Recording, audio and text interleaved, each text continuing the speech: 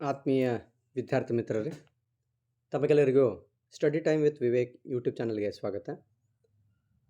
ಇವತ್ತಿನ ನಮ್ಮ ಈ ವಿಡಿಯೋದಲ್ಲಿ ನಾವು 9ನೇ ತರಗತಿಯ ವಿಜ್ಞಾನ ವಿಷಯದ ಸಂಕಲನಾತ್ಮಕ ಮೌಲ್ಯಮಾಪನ ಪರೀಕ್ಷೆ 2ರ ಒಂದು ಮಾದರಿ ಉತ್ತರ ಪತ್ರಿಕೆಯನ್ನು ಸವಿವರವಾಗಿ ಅಭ್ಯಾಸ ಮಾಡೋಣ. ಮೊದಲನೇ ವಿಭಾಗ ಭೌತ ವಿಜ್ಞಾನ ವಿಭಾಗ. ಮೊದಲೇ ಮುಖ್ಯ ಪ್ರಶ್ನೆ. ಕೆಳಗಿನ ಪ್ರತಿಯೊಂದು ಹೇಳಿಕೆಗೆ 4 ಆಯ್ಕೆಗಳನ್ನು ಕೊಡಲಾಗಿದೆ. ಅವುಗಳಲ್ಲಿ ಸರಿಯಾದುದನ್ನು ಆರಿಸಿ ಕ್ರಮಾಕ್ಷರದೊಡನೆ ಬರೆಯಿರಿ. ಮೊದಲ ಪ್ರಶ್ನೆ. ಬಿಲ್ಲಿನ ಆಕಾರದಲ್ಲಾದ ಬದಲಾವಣೆಯು ಮುಂದಿನ ಈ ಶಕ್ತಿಯ ವಿಧಕ್ಕೆ ಉದಾಹರಣೆಯಾಗಿದೆ. ಆಯ್ಕೆಗಳು: ಪ್ರಚನ ಶಕ್ತಿ, ಚಲನ ಶಕ್ತಿ, ಯಾಂತ್ರಿಕ ಶಕ್ತಿ, ಸ್ನಾಯು ಶಕ್ತಿ. ಸರಿಯಾದ ಆಯ್ಕೆ ಪ್ರಚನ ಶಕ್ತಿ. ಇಲ್ಲಿ ಬಿಲ್ಲನ್ನು ಅದಕ್ಕೆ ಬಾಣವನ್ನು ಹೆದೆಗೇರಿಸಿ ಎಳೆದಾಗ ಬಿಲ್ಲಿನ ಆಕಾರದಲ್ಲಿ ಬದಲಾವಣೆ ಆಗ್ತದೆ.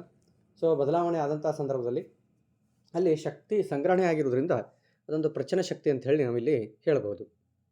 ಮುಂದಿನ ಪ್ರಶ್ನೆ 1 ಅಂಕದ ಪ್ರಶ್ನೆ. ಒಂದು ಮೋಟಾರ್ ವಾಹನ 5 ಸೆಕೆಂಡ್ಗಳಲ್ಲಿ 18 ಕಿಲೋಮೀಟರ್ ಪ್ರತಿ ಗಂಟೆಯಿಂದ 36 ಕಿಲೋಮೀಟರ್ ಪ್ರತಿ ಗಂಟೆ ವೇಗವನ್ನು ತಲುಪಿದೆ.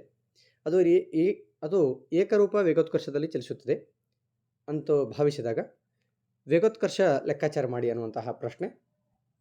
ಇಲ್ಲಿ ನೀಡಿರ್ತಕ್ಕಂತಹ ಸಮಯ ತಾವು ಗಮನಿಸ್ತಾ ಇದ್ದೀರಿ, 5 ಸೆಕೆಂಡ್ಗಳು.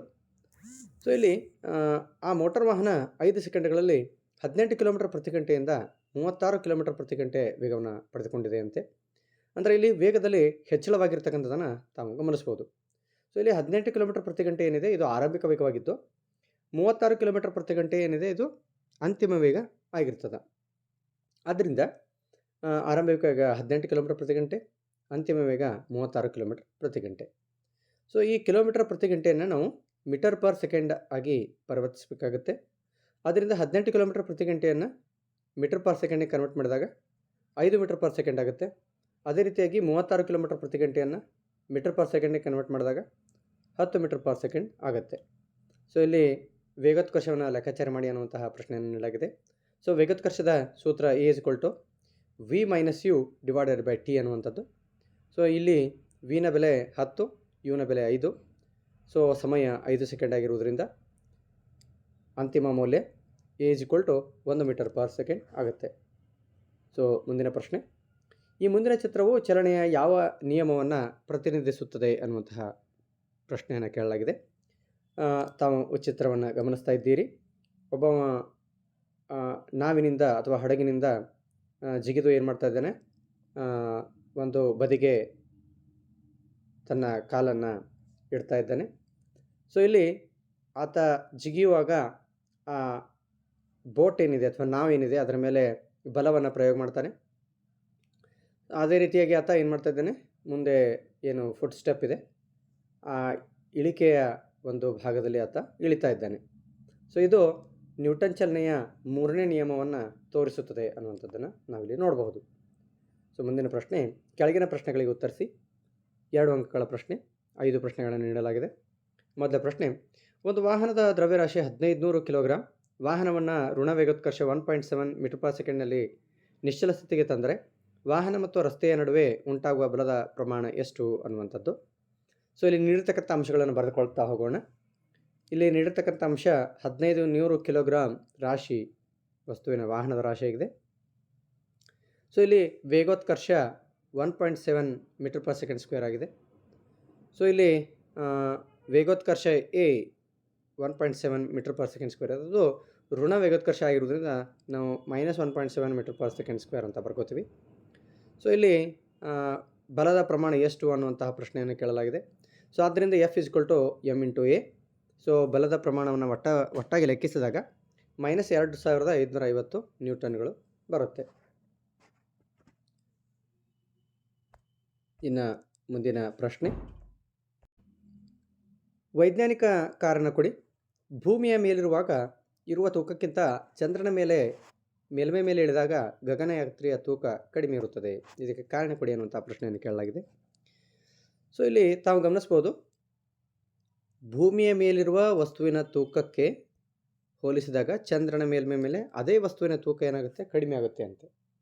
ಇದಕ್ಕೆ ಕಾರಣ ಏನಿದೆಯಪ್ಪ ಅಂತಂದರೆ ಚಂದ್ರನ ಗುರುತ್ವ ಯುಗತ್ಕರ್ಷದ ಬೆಲೆ ತುಂಬ ಕಡಿಮೆಯಾಗಿದೆ.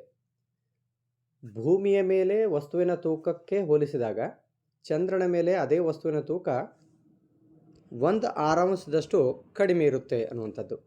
ಸೊ ಇದಕ್ಕೆ ಕಾರಣ ಚಂದ್ರನ ಗುರುತ್ವ ಯುಗೋತ್ಕರ್ಷವು ಭೂಮಿಯ ಗುರುತ್ವ ಯುಗೋತ್ಕರ್ಷಕ್ಕಿಂತ ಕಡಿಮೆಯಾಗಿರುತ್ತದೆ. ಸೊ ಇಲ್ಲಿ ಉತ್ತರವನ್ನು ತಾವು ಗಮನಿಸ್ತಾ ಇದ್ದೀರಿ. ಚಂದ್ರನ ರಾಶಿಯು ಭೂಮಿಯ ರಾಶಿಗಿಂತ ಕಡಿಮೆ ಇದೆ. ಇದು ಒಂದು ರೀಸನ್ ಆಗುತ್ತೆ. ಸೊ ಯಾವ ಕಾಯಗಳ ರಾಶಿಯು ಕಡಿಮೆಯಾಗಿದೆ ಅವುಗಳ ಗುರುತ್ವ ಯುಗೋತ್ಕರ್ಷ ಏನಾಗಿದೆ ಕಡಿಮೆಯಾಗಿರುತ್ತೆ.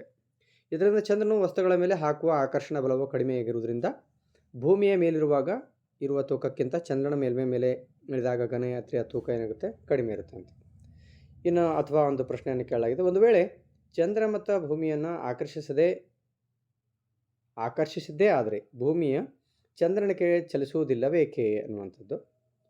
ಸೊ ಇಲ್ಲಿ ತಾವು ಗಮನಿಸ್ಬೋದು. ಪ್ರಶ್ನೆ ಏನಿದೆ ಅಂತಂದರೆ, ಚಂದ್ರ ಭೂಮಿಯನ್ನು ಆಕರ್ಷಿಸಿದ್ದೇ ಆದರೆ ಭೂಮಿಯು ಚಂದ್ರನ ಕಡೆಗೆ ಚಲಿಸುವುದಿಲ್ಲವೇಕೆ ಅನ್ನುವಂಥ ಪ್ರಶ್ನೆಯನ್ನು ಕೇಳಲಾಗಿದೆ.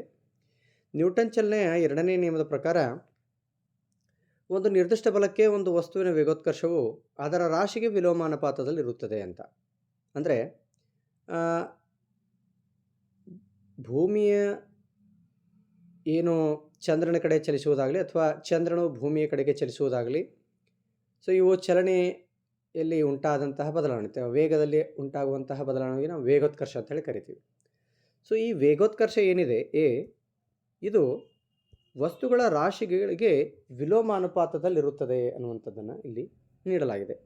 ಅಂದರೆ ರಾಶಿಯು ಹೆಚ್ಚಿದಂತೆ ವೇಗೋತ್ಕರ್ಷ ಆಟೋಮೆಟಿಕ್ಕಾಗಿ ಏನಾಗುತ್ತೆ ಅಂದರೆ ಕಡಿಮೆ ಆಗುತ್ತೆ.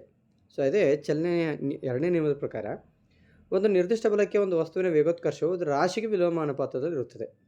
ಭೂಮಿಯ ರಾಶಿಗೆ ಹೋಲಿಸಿದಾಗ ಚಂದ್ರನ ರಾಶಿಯು ಕಡಿಮೆ ಇರುವುದರಿಂದ ಭೂಮಿಯ ವೇಗೋತ್ಕರ್ಷದ ದರವು ಚಂದ್ರನ ವೇಗೋತ್ಕರ್ಷದ ದರ ಚಂದ್ರನ ಕಡೆಗೆ ಚಲಿಸುವುದಿಲ್ಲ ಅನ್ನುವಂಥದ್ದು. ಮುಂದಿನ ಪ್ರಶ್ನೆ ಬಹಳ ಇಂಪಾರ್ಟೆಂಟ್ ಆಗಿರತಕ್ಕಂಥದ್ದು ಮತ್ತು 9ನೇ ತರಗತಿಯ ವಾರ್ಷಿಕ ಪರೀಕ್ಷೆಗೆ ಅಥವಾ SA2 ಪರೀಕ್ಷೆಗೆ ಅತಿ ಮುಖ್ಯವಾಗಿರತಕ್ಕಂಥ ಒಂದು ಪ್ರಶ್ನೆ. ವಿಶ್ವವ್ಯಾಪಿ ಗುರುತ್ವ ನಿಯಮವನ್ನು ಬರೆಯಿರಿ ಅನ್ನುವಂಥದ್ದು. ಸೊ ಇದನ್ನು ಪ್ರಶ್ನೆಗೆ ಉತ್ತರವನ್ನು ನೋಡುವುದಕ್ಕಿಂತ ಪೂರ್ವದಲ್ಲಿ ನಮ್ಮದೇ ಇದು study time with Vivek YouTube ಚಾನೆಲ್ನಲ್ಲಿ ನಾವು ಪ್ರತಿದಿನ 9ನೇ ತರಗತಿಯ ವಿಜ್ಞಾನ ವಿಷಯಕ್ಕೆ ಸಂಬಂಧಿಸಿದಂತೆ ವಿಜ್ಞಾನ ಭಾಗ 1 ಮತ್ತು ವಿಜ್ಞಾನ ಭಾಗ 2ರಲ್ಲಿ ಬರ್ತಕ್ಕಂತಹ ಏನು ಪಾಠಗಳಿವೆ ಆ ಪಾಠಗಳಲ್ಲಿ ಮೋಸ್ಟ್ ಪ್ರೊಬೆಬಲ್ ವಾರ್ಷಿಕ ಪರೀಕ್ಷೆಗೆ ಅಥವಾ SA2 ಪರೀಕ್ಷೆಗೆ ಮೋಸ್ಟ್ ಪ್ರೊಬೆಬಲ್ ಏನು ಪ್ರಶ್ನೆಗಳಿವೆ, ಪರೀಕ್ಷೆಗೆ ಅತಿ ಮುಖ್ಯವಾಗಿರತಕ್ಕಂತಹ ಏನು ಪ್ರಶ್ನೆಗಳಿಗೆ ಇವೆ ಅವುಗಳಿಗೆ ಉತ್ತರಗಳನ್ನು ಸವಿವರವಾಗಿ ನಮ್ಮ ಇದೇ ಚಾನೆಲ್ನಲ್ಲಿ ನಾವು ದಿನಾಲೂ ಒಂದೊಂದು ಪಾಠವನ್ನು ಅಪ್ಲೋಡ್ ಮಾಡ್ತಾ ಇದ್ದೀವಿ. ಸೊ ಅದರ ಸಲುವಾಗಿ ಮಕ್ಕಳು ಅದರ ಸದುಪಯೋಗವನ್ನು ಪಡೆದುಕೊಳ್ಬೇಕು. ಸೊ ನಮ್ಮ ಚಾನಲನ್ನು ಸಬ್ಸ್ಕ್ರೈಬ್ ಮಾಡೋದರಿಂದ ಮತ್ತು ಬೆಲ್ ಐಕನನ್ನು ಪ್ರೆಸ್ ಮಾಡೋದರಿಂದ ತಮಗೆ ದಿನಾಲೂ ಏನಾದರೂ ಹೊಸ ವಿಡಿಯೋಸ್ 9ನೇ ತರಗತಿಗೆ ಸಂಬಂಧಪಟ್ಟಂತೆ ಇತ್ತಂತಂದರೆ ಅದು ನಿಮಗೆ ನೋಟಿಫಿಕೇಷನ್ ಬರ್ತದೆ. ಸೊ ಇದರ ಸಹಾಯದಿಂದ ತಾವು ವಿಡಿಯೋಗಳನ್ನು ನೋಡ್ಬೋದು ಅನ್ನುವಂಥದ್ದು. ಸೊ ಮುಂದುವರಿಸ್ತಾ, ವಿಶ್ವವ್ಯಾಪಿ ಗುರುತ್ವ ನಿಯಮ ಎಂದರೇನು ಅಂತ ಪ್ರಶ್ನೆ. ವಿಶ್ವದ ಪ್ರತಿಯೊಂದು ವಸ್ತು ಇತರೆ ವಸ್ತುವನ್ನು ಬಲದೊಂದಿಗೆ ಆಕರ್ಷಿಸುತ್ತದೆ. ಆ ಆಕರ್ಷಣ ಬಲ ಅವುಗಳ ರಾಶಿಗಳ ಗುಣಲಬ್ಧಕ್ಕೆ ನೇರಾನುಪಾತದಲ್ಲಿಯೂ ಹಾಗೂ ಅವುಗಳ ದೂರದ ವರ್ಗಕ್ಕೆ ವಿಲೋಮಾನುಪಾತದಲ್ಲಿಯೂ ಇರುತ್ತದೆ. ಈ ನಿಯಮವು ವಿಶ್ವದ ಯಾವುದೇ ಸ್ಥಳದಲ್ಲಿರಲು ಪ್ರತಿಯೊಂದು ವಸ್ತುಗಳಿಗೂ ಸಹ ಇದೇನಾಗ್ತದೆ ಅನ್ವಯಿಸುತ್ತದೆ ಅನ್ನುವಂಥದ್ದೇ ವಿಶ್ವವ್ಯಾಪಿ ಗುರುತ್ವ ನಿಯಮ ಅನ್ನುವಂಥದ್ದು. ಮುಂದಿನ ಪ್ರಶ್ನೆ, ಬಸ್ ಅಥವಾ ಲಾರಿ ಅಗಲವಾದ ಟೈರ್ಗಳನ್ನು ಹೊಂದಿರುವುದೇಕೆ ಅನ್ನುವಂಥದ್ದು. ಸೊ ತಾವಿಲ್ಲಿ ಗಮನಿಸ್ಬೋದು, ಇಲ್ಲಿ ಬಸ್ ಅಥವಾ ಲಾರಿಗಳು ಹೆಚ್ಚು ಭಾರವಾಗಿರುವುದರಿಂದ ಅದು ಟೈರಿನ ಮೇಲೆ ಹೆಚ್ಚಿನ ಒತ್ತಡವನ್ನು ಹಾಕುತ್ತದೆ. ಆದ್ದರಿಂದ ಅಗಲವಾದ ಟೈರ್ಗಳನ್ನು ಅಳವಡಿಸುವುದರಿಂದ ವಿಸ್ತೀರ್ಣ ಹೆಚ್ಚಿ ಒತ್ತಡ ಏನಾಗುತ್ತೆ ಕಡಿಮೆ ಆಗುತ್ತೆ. ಸೊ ಯಾವ ವಾಹನಗಳ ಟೈರ್ಗಳದ್ದು ಹೆಚ್ಚಾಗಿದೆ ಅವುಗಳು ಸ್ಕಿಡ್ ಆಗ್ತಕ್ಕಂಥ ಅಥವಾ ಜಾರುವಂತಹ ಸಾಧ್ಯತೆಗಳು ಸಹ ಬಹಳಷ್ಟು ಕಡಿಮೆ ಇರುತ್ತೆ. ಸೊ ಎಷ್ಟು ಟೈರ್ನ ದಪ್ಪ ಅಥವಾ ಅಗಲ ಕಡಿಮೆ ಇರುತ್ತೋ ಅಷ್ಟು ಅದರ ಒತ್ತಡ ಹೆಚ್ಚಾಗಿ ಟೈರ್ಗಳು ಬರ್ಸ್ಟ್ ಆಗುವಂಥ ಸಾಧ್ಯತೆ ಇರುತ್ತೆ. ಆದ್ದರಿಂದ ಬಸ್ ಅಥವಾ ಲಾರಿ ಅಂತಹ ದೊಡ್ಡ ದೊಡ್ಡ ಹೆವಿ ವೆಹಿಕಲ್ಸ್ ಏನಿರ್ತವೆ ಅವುಗಳ ಟೈರ್ಗಳು ಯಾವಾಗಲೂ ಹೆಂಗಿರ್ತವೆ ಅಂದರೆ ಅಗಲವಾಗಿರ್ತವೆ ಅಂತ. ಮುಂದಿನ ಪ್ರಶ್ನೆ, ನೀವು ಬೈಸಿಕಲ್ ತೊಳೆಯುವಾಗ ಸಂಭವಿಸುವ ವಿವಿಧ ರೀತಿಯ ಶಕ್ತಿಯ ವರ್ಗಾವಣೆಗಳು ಯಾವುವು ಅನ್ನುವಂಥದ್ದು. ಸೊ ಬೈಸಿಕಲನ್ನು ತೊಳೆಯುವಾಗ ಸವರಣ ಸ್ನಾಯು ಶಕ್ತಿಯು ಸವರಣ ದೇಹದ ಉಷ್ಣಶಕ್ತಿ ಮತ್ತು ಬೈಸಿಕಲ್ನ ಚಲನ ಶಕ್ತಿಯಾಗಿ ಪರಿವರ್ತನೆ ಆಗುತ್ತದೆ. ಸೊ ಇಲ್ಲಿ ಶಕ್ತಿಯ ವರ್ಗಾವಣೆಯನ್ನು ತಾವು ಗಮನಿಸ್ಬೋದು. ಸ್ನಾಯು ಶಕ್ತಿ ಈಸ್ ಈಕ್ವಲ್ ಟು ಉಷ್ಣಶಕ್ತಿ ಮತ್ತು ಚಲನಶಕ್ತಿ ಅನ್ನುವಂಥದ್ದು. ಸೊ ಮುಂದಿನ ಪ್ರಶ್ನೆ, ಕೆಳಗಿನ ಪ್ರಶ್ನೆಗಳಿಗೆ ಉತ್ತರಿಸಿರಿ. ಅದರಲ್ಲಿ ಮೊದಲನೇ ಪ್ರಶ್ನೆ, ಜಡತ್ವವನ್ನು ಏರಿಕೆ ಕ್ರಮದಲ್ಲಿ ಸೂಚಿಸಿ ಎನ್ನುವಂಥದ್ದು. ಅಂದರೆ ಯಾವುದು ಕಡಿಮೆ ಜಡತ್ವವನ್ನು ಹೊಂದಿದೆ ಅದನ್ನು ಮೊದಲು ಗುರುತಿಸಬೇಕು, ಯಾವುದು ಅದಕ್ಕಿಂತ ಹೆಚ್ಚಿದೆ ಅದು ಎರಡನೇದ್ದು, ಮೂರನೇದ್ದು, ನಾಲ್ಕನೇದ್ದು, ಐದನೇದ್ದು ಅಂತ ಇಲ್ಲಿ ಗುರುತಿಸಬೇಕು. ಸೊ ಅಂದರೆ ಏನು ಇದರ ಅರ್ಥ ಅಂತಂದರೆ, ಯಾವುದರ ರಾಶಿ ಕಡಿಮೆ ಇದೆ ಅದು ಕಡಿಮೆ ಜಡತ್ವವನ್ನು ಹೊಂದಿದೆ, ಯಾವುದರ ರಾಶಿ ಹೆಚ್ಚಾಗಿದೆ ಅದು ಹೆಚ್ಚಿನ ಜಡತ್ವವನ್ನು ಹೊಂದಿದೆ ಅನ್ನುವಂಥದ್ದನ್ನು ನಾವಿಲ್ಲಿ ಕಲ್ಪಿಸ್ಕೊಳ್ಬೇಕು. ಸೊ ಹಾಗಾದರೆ ತಡ ಮಾಡೋದಕ್ಕೆ ಇಲ್ಲಿ ತಾವು ಗಮನಿಸ್ಬೋದು, ಆಟಿಕೆ ಕಾರು ಏನಿದೆ ಇದು ಕಡಿಮೆ ರಾಶಿಯನ್ನು ಹೊಂದಿದೆ. ಅದಾದ ನಂತರ ಬೈಸಿಕಲ್ ಅದಕ್ಕಿಂತ ಹೆಚ್ಚಿನ ರಾಶಿ, ಕುದುರೆ ಗಾಡಿ ಅದಕ್ಕಿಂತ ಹೆಚ್ಚಿನ ರಾಶಿ, ಟಿಪ್ಪರ್ ಲಾರಿ ಅದಕ್ಕಿಂತ ಹೆಚ್ಚಿನ ರಾಶಿ, ರೈಲು ಅತಿ ಹೆಚ್ಚಿನ ರಾಶಿಯನ್ನು ಹೊಂದಿದೆ. ಸೊ ಇದರ ಆಧಾರದ ಮೇಲೆ ನಾವು ಏನು ಹೇಳ್ಬೋದು ಅಂತಂದ್ರೆ, ಕಡಿಮೆ ಜಡತ್ವವನ್ನು ಹೊಂದಿರತಕ್ಕಂಥದ್ದು ಆಟಿಕೆ ಕಾರು, ಅತಿ ಹೆಚ್ಚು ಜಡತ್ವವನ್ನು ಹೊಂದಿರತಕ್ಕಂಥದ್ದು ರೈಲು ಅನ್ನುವಂಥದ್ದು. ಸೊ ಈ ರೀತಿಯಾಗಿ ಜಡತ್ವದ ಆಧಾರದ ಮೇಲೆ ಅವುಗಳನ್ನ ಏರಿಕೆ ಕ್ರಮದಲ್ಲಿ ಬರೀಬಹುದು. ಸೊ ಒಟ್ಟಿನಲ್ಲಿ ಇದನ್ನೇ ಗಮನದಲ್ಲಿಟ್ಟು ಹೋಗ್ಬೇಕು. ಏನಂತಂದ್ರೆ ಜಡತ್ವ ಅಂತಂದರೆ ಅದ್ರ ಮೇಲೆ ಡಿಪೆಂಡ್ ಆಯ್ತಪ್ಪ ಅಂದ್ರೆ ರಾಶಿ ಮೇಲೆ ಡಿಪೆಂಡ್ ಅದ. ಸೊ ಕಡಿಮೆ ರಾಶಿ ಇದ್ದದ್ದು ಕಡಿಮೆ ಜಡತ್ವವನ್ನು ಹೊಂದಿರ್ತದೆ, ಹೆಚ್ಚು ರಾಶಿ ಇದ್ದದ್ದು ಹೆಚ್ಚಿನ ಜಡತ್ವವನ್ನು ಹೊಂದಿರ್ತದೆ. ಇನ್ನು ಮುಂದಿನ ಪ್ರಶ್ನೆ, ಚಲಿಸುತ್ತಿರೋ ಬಸ್ಗೆ ತಕ್ಷಣ ಬ್ರೇಕ್ ಹಾಕಿದಾಗ ಅದು ನಿಶ್ಚಲ ಸ್ಥಿತಿಗೆ ಬರುವಾಗ ನಾವು ಮುಂದಕ್ಕೆ ಬಾಗುತ್ತೇವೆ ಮತ್ತು ಅದು ಚಲಿಸಲಾರಂಭಿಸಿದಾಗ ಹಿಂದಕ್ಕೆ ಬಾಗುತ್ತೇವೆ, ಏಕೆ ಅನ್ನುವಂಥದ್ದು. ಸೊ ಇಲ್ಲಿ ಇದು ಬಲ ಮತ್ತು ನ್ಯೂಟನ್ ಚಲನ ನಿಯಮಗಳ ಪಾಠದಲ್ಲಿ ಬರ್ತಕ್ಕಂಥ ಪ್ರಶ್ನೆ. ಸೊ ಜಡತ್ವದ ಕಾರಣದಿಂದಾಗಿ ಚಲನಾ ಸ್ಥಿತಿಯಲ್ಲಿಯೇ ಮುಂದುವರಿಯಲು ಮುಂದಕ್ಕೆ, ಬಸ್ ಚಲಿಸಲು ಪ್ರಾರಂಭಿಸಿದಾಗ ನಿಶ್ಚಲ ಸ್ಥಿತಿಯಲ್ಲಿದ್ದ ನಾವು ನಿಶ್ಚಲ ಸ್ಥಿತಿಯಲ್ಲಿಯೇ ಮುಂದುವರಿಯಲು ನಾವು ಹಿಂದಕ್ಕೆ ಬಾಗುತ್ತೇವೆ ಅನ್ನುವಂಥದ್ದು. ಸೊ ಅಥವಾ ಪ್ರಶ್ನೆ, ನ್ಯೂಟನ್ ಚಲನೆಯ ಮೂರನೇ ನಿಯಮವನ್ನು ಬರೆಯಿರಿ, 2 ಉದಾಹರಣೆಗಳನ್ನು ಪಟ್ಟಿ ಮಾಡಿ ಅನ್ನುವಂಥದ್ದು. ಅತಿ ಸರಳವಾದಂಥ ಪ್ರಶ್ನೆ. ಪ್ರತಿಯೊಂದು ಕ್ರಿಯೆಗೂ ಸಮನಾದ ಮತ್ತು ವಿರುದ್ಧವಾದ ಪ್ರತಿಕ್ರಿಯೆಗಳು ಇರುತ್ತವೆ ಅನ್ನುವಂಥದ್ದು ನ್ಯೂಟನ್ ಚಲನೆಯ ಮೂರನೇ ನಿಯಮ. ಸೊ ಇದಕ್ಕೆ ಉದಾಹರಣೆಗಳನ್ನು ನಾವು ಗಮನಿಸ್ತಾ ಹೋದಾಗ ರಾಕೆಟನ್ನು ಉಡಾವಣೆ ಮಾಡತಕ್ಕಂಥದ್ದು. ಸೊ ರಾಕೆಟ್ ಉಡಾವಣೆಯ ಸಂದರ್ಭದಲ್ಲಿ ನಿಷ್ಕಾಸ ಏನಿದೆ ಅದು ಕೆಳಗಡೆ ಬರ್ತದೆ, ಅದಕ್ಕೆ ವಿರುದ್ಧ ಡೈರೆಕ್ಷನ್ದೊಳಗೆ ಏನಾಗ್ತದೆ, ರಾಕೆಟ್ ಮೇಲಕ್ಕೆ ಚಿಮ್ಮುತ್ತದೆ ಅಂತ. ಅದೊಂದು ಪ್ರಕ್ರಿಯೆ ಆದರೆ ಇನ್ನೊಂದು ಪ್ರತಿಕ್ರಿಯೆ ಆಗಿರ್ತದೆ. ಇನ್ನು ನಿಷ್ಕಾಸ ಅನಿಲಗಳು ಅದರ ಸೂಸು ಬಾಯಿಯ ಮೂಲಕ ಹೊರಕ್ಕೆ ತಳ್ಳಲ್ಪಡುತ್ತವೆ. ಸೊ ಈ ರೀತಿಯಾಗಿದ್ದು ನಡೀತದೆ ಅನ್ನೋಂಥದ್ದು. ಇನ್ನು ಹಕ್ಕಿಯು ಹಾರುವಾಗ ತನ್ನ ರೆಕ್ಕೆಯಿಂದ ಗಾಳಿಯನ್ನು ಹಿಂದಕ್ಕೆ ತಳ್ಳುತ್ತದೆ ಮತ್ತು ಹಕ್ಕಿಯು ಮುಂದಕ್ಕೆ ಚಲಿಸುತ್ತದೆ. ಒಂದು ಕ್ರಿಯೆ ಆದರೆ ಇನ್ನೊಂದು ಪ್ರತಿಕ್ರಿಯೆ. ಇನ್ನು ಬಂದೂಕಿನಿಂದ ಗುಂಡು ಹಾರಿಸುವುದು. ಸೊ ಟ್ರಿಗರ್ ಒತ್ತಿದಾಗ ಏನಾಗುತ್ತೆ ಅಂತಂದ್ರೆ ಬುಲೆಟ್ ಏನಿದೆ ಬಂದೂಕಿನ ಬುಲೆಟ್ ಮುಂದಕ್ಕೆ ಚಲಿಸ್ತದೆ, ಗೋಳಿ ಬಂದೂಕು ಹಿಂದಕ್ಕೆ ಚಲಿಸ್ತದೆ. ಒಂದು ಕ್ರಿಯೆ ಆದರೆ ಇನ್ನೊಂದು ಪ್ರತಿಕ್ರಿಯೆ. ಇನ್ನು ಇನ್ನೊಂದು ಪ್ರಶ್ನೆ, ಸಂವೇಗ ಸಂರಕ್ಷಣಾ ತತ್ವವನ್ನು ಬರೆಯಿರಿ ಅನ್ನುವಂಥದ್ದು. ಯಾವುದೇ ಬಾಹ್ಯ ಬಲ ಅಸಂತುಲಿತ ಬಲ ಪ್ರಯೋಗವಾಗದ ಹೊರತು 2 ವಸ್ತುಗಳ ಸಂಘರ್ಷಣೆಯ ಮೊದಲಿನ ಸಂವೇಗವು ಸಂಘರ್ಷಣೆಯ ನಂತರದ ಒಟ್ಟಾರೆ ಸಂವೇಗಕ್ಕೆ ಸಮವಾಗಿರುತ್ತದೆ ಅಂತ. ಇದಕ್ಕೆ ನಾವೇನಂತೀವಿ, ಸಂವೇಗ ಸಂರಕ್ಷಣಾ ತತ್ವ ಅಂತೇವೆ. ಅಂದರೆ ರಾಶಿ ಮತ್ತು ವೇಗಗಳ ಗುಣಲಬ್ಧ. ಸೊ ಕ್ರಿಯೆಯ ಪೂರ್ವದಲ್ಲಿ ಮತ್ತು ಕ್ರಿಯೆಯ ನಂತರ 2 ಸಂದರ್ಭಗಳಲ್ಲಿ ಸ್ಥಿರವಾಗಿರುತ್ತದೆ ಅನ್ನೋದೇ ಸಂವೇಗ ಸಂರಕ್ಷಣಾ ತತ್ವ. ಮುಂದಿನ ಪ್ರಶ್ನೆ, 10 kg ರಾಶಿ ಇರುವಂಥ ಒಂದು ಕಾಯು ನೆಲದಿಂದ 6 ಮೀಟರ್ ಎತ್ತರದಲ್ಲಿದ್ದರೆ ಅದು ಪಡೆದುಕೊಳ್ಳುವ ಪ್ರಚನ ಶಕ್ತಿಯನ್ನು ಕಂಡುಹಿಡಿಯಿರಿ. ಇಲ್ಲಿ ಜಿನ ಬೆಲೆ 9.8 ಮೀಟರ್ ಪರ್ ಸೆಕೆಂಡ್ ಸ್ಕ್ವೇರ್ ಅಂತ. ಸೊ ಇಲ್ಲಿ ತಾವು ಗಮನಿಸ್ಬೋದು 10 kg ರಾಶಿ. ಸೊ ಎಮ್ ಎಷ್ಟಿದೆ ಅಂತಂದರೆ 10 kg ಇದೆ. ಇದು ನೆಲದಿಂದ 6 ಮೀಟರ್ ಎತ್ತರದಲ್ಲಿದ್ದರೆ ಅನ್ನುವಂಥ ಪ್ರಶ್ನೆಯನ್ನು ನೀಡಲಾಗಿದೆ. ಅಂದರೆ ಎಷ್ಟು ಅಂತಂದರೆ 6 ಮೀಟರ್. ಗುರುತ್ವ ಯೋಗೋತ್ಕರ್ಷದ ಬೆಲೆ 9.8 metre per second square. So ಪ್ರಚನ ಶಕ್ತಿಯನ್ನು ಕಂಡುಹಿಡಿಯಿರಿ ಅನ್ನುವಂಥದ್ದು. ಪ್ರಚನ ಶಕ್ತಿ ಇಸ್ಕೊಟ್ಟು mgh. ಸೊ ಎಮ್ ರಾಶಿ 10 kg, ಜಿನ ಬೆಲೆ 9.8 metre per second square. So H height ಎಷ್ಟಿದೆ ಅಂದರೆ 6 ಮೀಟರ್ ಇದೆ. ಸೊ ಎಲ್ಲವುಗಳನ್ನು ಗುಣಿಸಿದಾಗ 588 ಜೂಲ್ ಆಗುತ್ತೆ. ಸೊ ಮುಂದಿನ ಪ್ರಶ್ನೆ, ಕೆಳಗಿನ ಪ್ರಶ್ನೆಗಳಿಗೆ ಉತ್ತರಿಸಿರಿ. ಒಂದು 4 ಅಂಕದ ಪ್ರಶ್ನೆ ಇದೆ. ಜವ ಮತ್ತು ವೇಗಕ್ಕಿರುವ ವ್ಯತ್ಯಾಸವನ್ನು ತಿಳಿಸಿ ಅನ್ನುವಂಥದ್ದು. ಒಂದು ವಸ್ತು ಒಂದು ದೂರಕ್ಕೆ ಕ್ರಮಿಸಿದೆ, ಇದನ್ನೇ 0 ಸ್ಥಾನ ಪಲಟ ಸಾಧ್ಯವೇ? ಸಾಧ್ಯ ಎನ್ನುವುದಾದರೆ ಒಂದು ಉದಾಹರಣೆಗೆ ನಿಮ್ಮ ಉತ್ತರವನ್ನು ಸಮರ್ಥಿಸಿ ಅನ್ನುವಂಥ ಇನ್ನೊಂದು ಪ್ರಶ್ನೆ. ಸೊ ಈಗ ಸದ್ಯಕ್ಕೆ ನಾವು ಏನು ಮಾಡೋಣ, ಜವ ಮತ್ತು ವೇಗಕ್ಕಿರುವ ವ್ಯತ್ಯಾಸವನ್ನು ನೋಡ್ತಾ ಹೋಗೋಣ. ಸೊ ಜವ ಅನ್ನುವಂಥದ್ದು ಏನಿದೆ ಅಂತಂದ್ರೆ, ಒಂದು ಕಾಯವು ಏಕಮಾನ ಕಾಲದಲ್ಲಿ ಚಲಿಸಿದ ದೂರವನ್ನು ಇದು ಒಳಗೊಂಡಿದೆ. ವೇಗ ಅನ್ನುವಂಥದ್ದು ಸ್ಥಾನಪಲ್ಲಟವನ್ನು ಒಳಗೊಂಡಿದೆ ನಿರ್ದಿಷ್ಟ ದಿಕ್ಕಿನಲ್ಲಿ. ಹೌದಾ? ಇದೊಂದು ಸದಿಶ ಪರಿಮಾಣವಾಗಿದೆ, ಇದೊಂದು ಅದಿಶ ಪರಿಮಾಣವಾಗಿದೆ. ಇಲ್ಲಿ ನೋಡ್ರಿ, ಜವ ಒಂದು ಅದಿಶ, ವೇಗ ಸದಿಶ ಪರಿಮಾಣವಾಗಿದೆ. ಸೊ ಜವದ ಸೂತ್ರ ಚಲಿಸಿದ ದೂರ ಡಿವೈಡ್ ಬೈ ತೆಗೆದುಕೊಂಡ ಕಾಲ, ವೇಗದ ಸೂತ್ರ ಸ್ಥಾನಪಲ್ಲಟ ಡಿವೈಡ್ ಬೈ ಕಾಲ. ಇದು ಕೇವಲ ಪರಿಮಾಣವನ್ನು ಮಾತ್ರ ಹೊಂದಿದೆ, ಇದು ಪರಿಮಾಣ ಮತ್ತು ದಿಕ್ಕು ಎರಡನ್ನೂ ಒಳಗೊಂಡಿದೆ ಅನ್ನುವಂಥದ್ದು. ಮುಂದಿನ ಪ್ರಶ್ನೆ, ಒಂದು ವಸ್ತು ಒಂದು ದೂರವನ್ನು ಕ್ರಮಿಸಿದೆ, ಇದಕ್ಕೆ 0 ಸ್ಥಾನಪಲ್ಲಟ ಸಾಧ್ಯವೇ ಅನ್ನುವಂಥದ್ದು. ಹೌದು, ಒಂದು ವಸ್ತು ಯಾವುದಾದ್ರೂ ಒಂದು ದೂರವನ್ನು ಕ್ರಮಿಸಿದಾಗ ಸ್ಥಾನಪಲ್ಲಟ 0 ಆಗಲಿಕ್ಕೆ ಸಾಧ್ಯ ಇದೆ. ಯಾವಾಗ ಸಾಧ್ಯ ಇದೆ ಅನ್ನುವಂಥದ್ದನ್ನು ತಾವು ಗಮನಿಸಿದಾಗ, ಒಂದು ವಸ್ತು ಒಂದು ಸರ್ಕ್ಯುಲರ್ ಪಾತ್ದೊಳಗೆ, ಅಂದರೆ ಒಂದು ವೃತ್ತಾಕಾರದ ವ್ಯವಸ್ಥೆಯಲ್ಲಿ ಆರಂಭಿಕ ಬಿಂದುವಿನಿಂದ ಚಲಿಸಲು ಪ್ರಾರಂಭಿಸಿ ಅದೇ ಬಿಂದುವೇ ಅಂತಿಮ ಸ್ಥಾನವಾಗಿದ್ದಾಗ ಸೊ ಸ್ಥಾನಪಲ್ಲಟ 0 ಆಗಲಿಕ್ಕೆ ಸಾಧ್ಯ ಇದೆ. ಅಥವಾ ಒಂದು ಸ್ವಿಮ್ಮಿಂಗ್ ಪೂಲ್ ಇದೆ, 50 ಮೀಟ್ರ್ ಸ್ವಿಮ್ಮಿಂಗ್ ಪೂಲ್ ಇದೆ ಅಂತ ಅಂದ್ಕೊಳ್ರಿ. ಎ ಅನ್ನುವಂಥದ್ದು ಒಂದು ಸ್ಥಾನ ಇದೆ, ಬಿ ಅನ್ನುವಂಥದ್ದು ಒಂದು ಸ್ಥಾನ ಇದೆ. ಎದಿಂದ ಸ್ವಿಮ್ಮರ್ ಏನು ಮಾಡಿದಾನಂತ, ಅಥವಾ ಈಜುಗಾರ ಬಿ ಕಡೆ ಹೋಗಿ ಮತ್ತು ಬಿದಿಂದ ಹೊಳ್ಳಿ ಎ ಕಡೆ ಬಂದ ಅಂತಂದ್ರೆ ಸ್ಥಾನಪಲ್ಲಟ ಏನಾಗುತ್ತೆ? 0.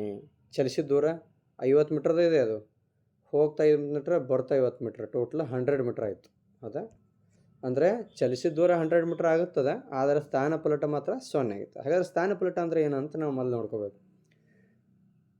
ಒಂದು ವಸ್ತು ಚಲಿಸಲು ಪ್ರಾರಂಭಿಸಿದ ಬಿಂದುವಿನಿಂದ ಅದು ತಲುಪಿದ ಬಿಂದುಗಳ ನಡುವಿನ ಕನಿಷ್ಠ ಸ್ಥಾನಪಲ್ಲಟ ಅಂತ ಕರಿತೀವಿ ನಾವು.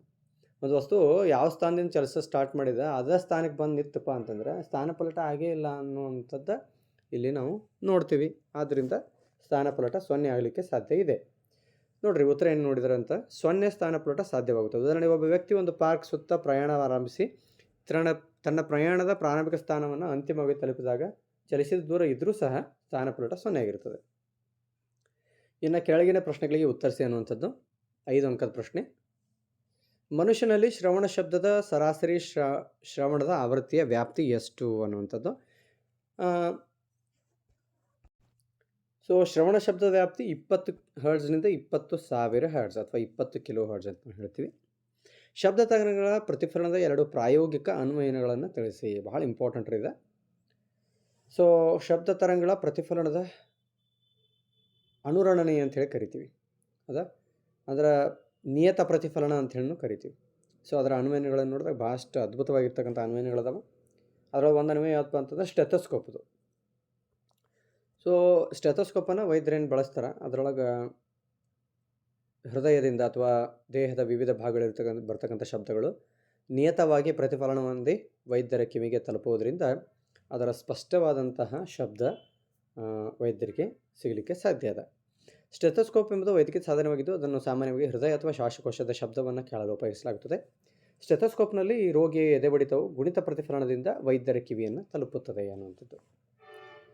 ಸೊ ಇನ್ನು ಅದೇ ರೀತಿಯಾಗಿ ಇನ್ನೊಂದು ಉದಾಹರಣೆಯನ್ನು ನೋಡ್ತಾ ಹೋದಾಗ 2 ಅನ್ವಯಗಳನ್ನು ತಿಳಿಸ್ರಿ ಅಂತಂದ್ರೆ, ಸಾಮಾನ್ಯವಾಗಿ ಸಂಗೀತ ಕಚೇರಿಯ ಭವನಗಳು, ಸಮ್ಮೇಳನ ಭವನಗಳು, ಸಿನಿಮಾ ಭವನಗಳಲ್ಲಿ ಶಬ್ದವು ಪ್ರತಿಫಲನದ ನಂತರ ಎಲ್ಲ ಮೂಲೆಗಳಿಗೆ ತಲುಪುವಂತೆ ಮೇಲ್ಛಾವಣಿಯನ್ನು ವಕ್ರವಾಗಿಸುವಂತೆ ಮಾಡಲಾಗಿರ್ತದೆ ಅನ್ನುವಂಥದ್ದು ಇನ್ನೊಂದು ಅನ್ವಯನ. ಮುಂದಿನ ಪ್ರಶ್ನೆ ಇದೆ ಇನ್ನೊಂದು, ಅನುರಣನ ಎಂದರೇನು, ಅದು ಹೇಗೆ ಕಡಿಮೆಗೊಳಿಸಬಹುದು ಅನ್ನುವಂಥದ್ದು. ಸೊ ಸತತ ಪ್ರತಿಫಲನದಿಂದ ಉಂಟಾಗ್ತಕ್ಕಂತಹ ಪರಾವರ್ತಿತ ಶಬ್ದವನ್ನು ಅನುರಣನಿ ಅಂತೇಳಿ ಕರಿತೀವಿ. ಕೆಲವೊಂದು ಸಲ ಇದು ಕಿರಿಕಿರಿ ಆಗುವಂಥ ಸಾಧ್ಯತೆ ಇರ್ತದೆ. ಒಂದು ದೊಡ್ಡ ಪಡಸಾಲೆಯಲ್ಲಿ ಉಂಟಾದ ಶಬ್ದವು ಅದರ ಗೋಡೆಗಳಿಂದ ಮೇಲಿಂದ ಮೇಲೆ ಪ್ರತಿಫಲನವನ್ನು ಕೇಳಲು ಸಾಧ್ಯವಾಗದಿರುವಷ್ಟು ಮಟ್ಟಿಗೆ ಕಡಿಮೆ ಆಗುತ್ತಾ ಮುಂದುವರಿಯುತ್ತದೆ ಅಂತ. ಸೊ ಈಗ ಒಂದು ಸಭಾಂಗಣ ಇದೆ, ಸಭಾಂಗಣದಲ್ಲಿ ಏನೋ ಒಂದು ಸಂಗೀತ ಅಥವಾ ನೃತ್ಯದ ಕಾರ್ಯಕ್ರಮ ನಡೆದಿರ್ತದೆ. ಅದು ಹೊರಡತಕ್ಕಂಥ ಶಬ್ದ ನಿಯತವಾಗಿ ಪ್ರತಿಫಲನ ಹೊಂದಿ ನಿರಂತರವಾಗಿ ನಮ್ಮ ಕಿವಿಗಳ ಮೇಲೆ ಬೀಳೋದ್ರಿಂದ ಶಬ್ದದ ಸ್ಪಷ್ಟತೆ ನಮಗಿರಂಗಿಲ್ಲ. ಸೊ ಇದಕ್ಕೆ ಏನಂತಾರತ್ತಂದ್ರೆ ಅನುರಣನೆ ಅಂತ ಹೇಳಿ ಕರೀತಾರೆ. ಸೊ ಇದನ್ನು ಕಡಿಮೆಗೊಳಿಸಲಿಕ್ಕೆ ಏನು ಮಾಡ್ತಾರಪ್ಪ ಅಂದ್ರೆ, ಸಭಾಂಗಣದಲ್ಲಿ ಅಥವಾ ಪಡಸಾಲೆಯಲ್ಲಿ ಹೆಚ್ಚುವರಿ ಅನುರಣನೆ ಇದು ಹೆಚ್ಚು ಅನಪೇಕ್ಷಿತವಾಗಿರ್ತದೆ.